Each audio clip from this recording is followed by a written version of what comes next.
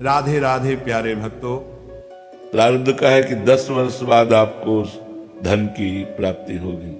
तो अब 10 वर्ष आप चाहे जितना प्रयास कर लें, 10 वर्ष आपको सफलता नहीं मिलेगी, चाहे जितना प्रयास कर लें।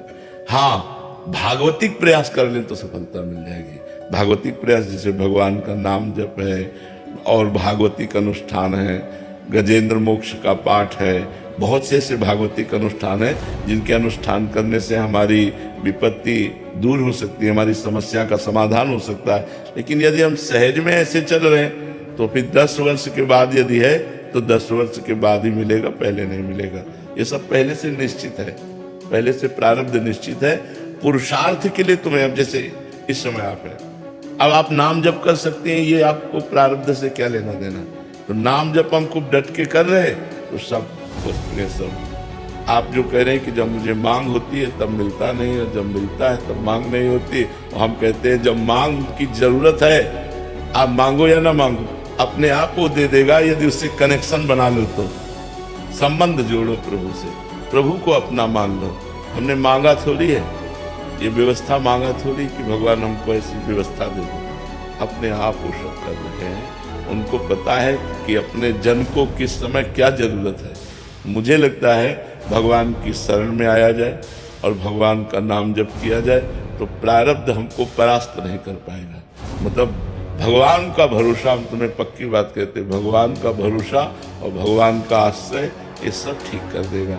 अगर भगवान से विमुख हो तो फिर प्रारब्ध तो फिर देख लो मिट्टिया मेट कर ही रहा है, सारे संसार को सुख दुख के चक्र में फंसाकर समय को नष्ट कर रहा है। मृत्यु नजदीक आ जाती है, दुर्लभ मानव शरीर छूट जाता है। भगवान से प्रार्थना की कुछ कमियां ऐसी होती हैं, हम ये गलत कहते हैं कि हम चाह कर भी नहीं छोड़ पाते। हमारी सुख बुद्धि होती है उन कमियों में। जो भी कमी होती है जिसे हम छोड़ना चाहते हैं और हम भूल से कह रहे हैं कि हमारी चाह है ये छूट जाए पर छूटती नहीं, ये भूल से कह रहे हैं, सही नहीं कह रहे हैं। अगर सही कहें तो हमारी उससे सुख बुद्धि नष्ट हो जाए। जो पदार्थ है, जो वस्तु है, जो व्यक्ति है, जहां हमसे गलती हो रही है उसमें हमारी सुख बुद्धि होती है। तो यद्यपि एक मन से हम चाहते हैं कि हमसे कभी ना हो, लेकिन सुख बुद्धि होने के कारण हमसे वो गलती हो जाती है। तो सुख बुद्धि का नाश हुए बिना ये गलतियां रुकती नहीं है। जब सुख बुद्धि का नाश हो जाता है तब ये रुकती है। सुख बुद्धि के लिए ज्ञान की जरूरत है, ज्ञान ही वैराग्य दिलाएगा। और ज्ञान के लिए भजन की जरूरत है। सत्संग सुनो और खूब भजन करो डट कर। बिना भजन के अध्यात्म का कुछ नहीं जान पाओगे। जो भजन करते हैं वही अध्यात्म को समझ पाएंगे, बिना भजन के अध्यात्म को नहीं समझ पाओगे। तो जो हमारे अंदर गलतियां हैं वो सुख बुद्धि के कारण, जैसे किसी नशे में सुख बुद्धि, किसी शरीर में सुख बुद्धि, किसी पदार्थ में सुख बुद्धि, यही हमारी गलतियां होती हैं। तो उधर हम चाहते हैं कि यार गलत है, नहीं करना चाहिए, और मन में कि सुख मिलेगा। जहां ये बात बैठ गई कि सुख मिलेगा तो ना चाहते हुए भी हमको बरबस करना पड़ेगा, क्योंकि सुख बुद्धि वहां हमारी है। तो जब ज्ञान हो जाए तो सुख बुद्धि नष्ट हो जाए। देखो जब ज्ञान हो जाता है तो घृणा हो जाती है अंदर से। जैसे उल्टी है ना, बमन, बमन कोई खाना चाहेगा क्या? उल्टी जिसे कहते हैं। ऐसे ही कोई गंदे भोगों को नहीं भोगने की इच्छा होती जब भगवान के द्वारा ज्ञान प्राप्त हो जाता है। रमा विलास राम अनुरागी तजत बमन जिम जन बड़भागी। वो बड़भागी जन समस्त संसार के भोग विलास को वमन की भांति त्याग देते हैं। हम कहते हैं भोगों को धर्मयुक्त भोगो, धर्म से कमाए हुए धन से विषयों का सेवन करो, अपने पति से अनुराग करो, वही तुम्हें परमार्थ पथ पे खड़ा कर देगा।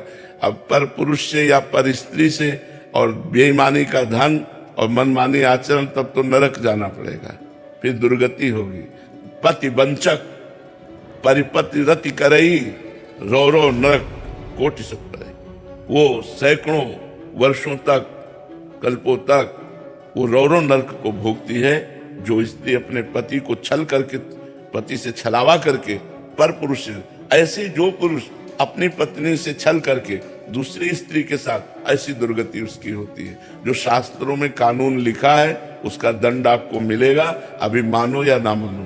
तो ऐसे ही हमें चाहिए कि मन को डराना भी चाहिए कि अगर हमसे पाप हो गया तो हमें नरक जाना पड़ेगा, अगर हमसे कानून के खिलाफ कोई कार्य बन गया तो हमें जेल जाना पड़ेगा, हमारा जीवन बर्बाद हो जाएगा। नहीं नहीं नहीं, मन को डरा करके, समझा कर, बुझा करके, कहाँ कितनी बार भोगोगे, भोग कर देख लो। वही नया चाव कि इससे नहीं इससे भोगो, ऐसे नहीं ऐसे भोगो, ये कब तक चलेगा? नहीं नहीं नहीं, मुझे एक वो सुख चाहिए जो अविनाशी है, जिसका कभी नाश नहीं होता। वो सुख चाहिए जो बढ़ने वाला है, जिसमें दुख नहीं है। इसलिए विचार पूर्वक भजन करते हुए ज्ञान के द्वारा असत भोगों का त्याग करके भगवान की तरफ बढ़ो, इसी में शांति मिलेगी। गंदे भोगों में कभी शांति सुख नहीं मिलता है।